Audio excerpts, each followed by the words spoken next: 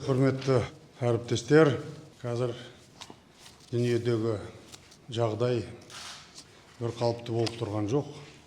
Пандемияның үшінші толқыны басталды деген ақпарат бар. Бизнес, әлеуметтік сала, білім беру жүйесі карантин жағдайында жұмыс істеуге мәжбүр. Мемлекет коронавирусқа қарсы күресте қолдан келгеннің барлығын жасап жатқаны белгілі. Пандемия біржола жеңу үшін әлемнің озық елдері жаппай вакцина салуға үміт артып отыр.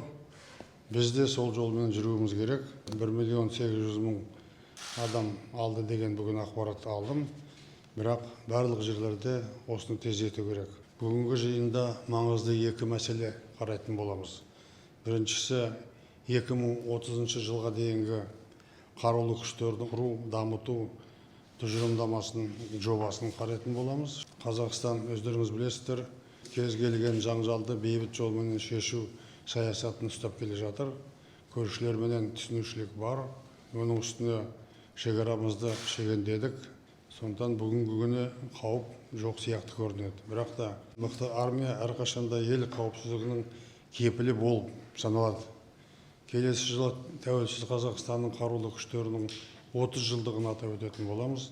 Осы уақытта құрлықтағы, судағы, әуедегі, киберкеңістіктегі қауіп қатерге қарсы тұра алатын жауынгерлік әзірлік жоғары әскер құрдық. Әскери білімнің кешенді жүйесі құрылды. Әскери ғылым дамуда қорғаныс саласына бөлінетін қаржы жыл сайын өсіп келеді. Әскери қызметшілерді әлеуметтік қолдау жоспары түрде жүргізіліп жатыр. Қорғаныс өнеркәсібі кәсіпорындарында заманға сай қару-жарақ пен әскери техника шығарылу жолға қойылған.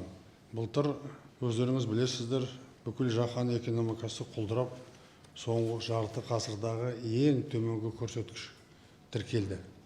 Алайда әлемдік әскери шығындар 4%-ке өсіп, 1 триллион 800 миллиард долларға асты. Современные реалии диктуют необходимость выработки нам новых подходов в военном строительстве и конфигурации вооруженных сил. Первое.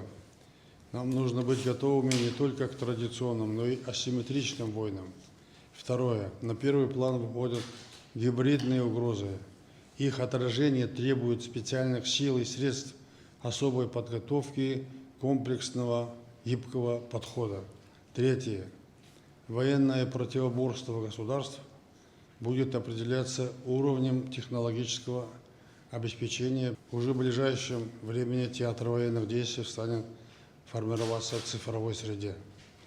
Войны последних лет, если возьмем то, что мы видели в Сирии, Нагорный Карабах и так далее, показали колоссальную роль спутникового наблюдения, коммуникации и навигации. Армия будущего, так называемая, будет определяться автоматизацией управления военными процессами и внедрением новых технологий, включая беспилотную авиацию, высокоточные боеприпасы. По мнению военных экспертов, создание военного искусственного интеллекта станет третьей инновацией в войне после изобретения пороха и ядерного оружия. Четвертое. Для повышения боевой мощи требуется постоянное укрепление состава и структуры войск, дооснащение вооружениями и военной техникой, совершенствование системы управления и обеспечение военного образования, науки и военной инфраструктуры. Наши вооруженные силы должны быть способны защитить суверенитет, территориальную целостность, отстоять наши национальные интересы. Все это должно быть учтено при планировании развития армии на ближайшие десятилетия. Второй вопрос повестки дня взаимосвязан с первым. Это пограничная безопасность страны. Необходимо обеспечить надежную охрану границы от всех видов угроз. Строительство пограничной службы и вооруженных сил должно быть синхронизировано и проводиться по единым стандартам. В то же время мы должны рассматривать вопрос пограничной безопасности комплексно и системно. Он включает ряд стратегических мероприятий. Во-первых, развитие и укрепление погранслужбы как особой сферы в общей системе обеспечения национальной безопасности, которая находится на переднем рубеже. Во-вторых, применение для охраны границы передовых форм и методов, включая цифровые технологии. В-третьих, внедрение современных подходов к пограничному контролю. Он должен не только обеспечивать безопасность, но и одновременно создавать благоприятные условия для туризма, транзитных и транспортных потоков. От состояния инфраструктуры, госграницы, пунктов пропуска зависит реализация транзитного потенциала нашей страны. Это уже прямой вопрос нашей экономической безопасности. Сейчас в регионе идет жесткая борьба за трансконтинентальные коридоры.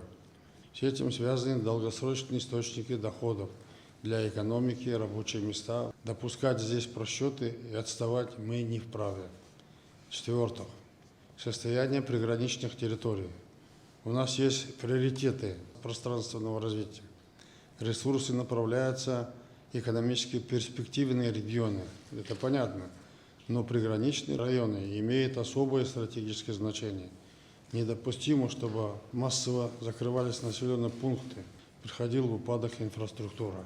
Данные территории должны быть экономически сильными, хорошо освоенными. Это показатель, прежде всего, нашего ответственного отношения к своей земле, территории. Сегодня мы обсудим эти два вопроса.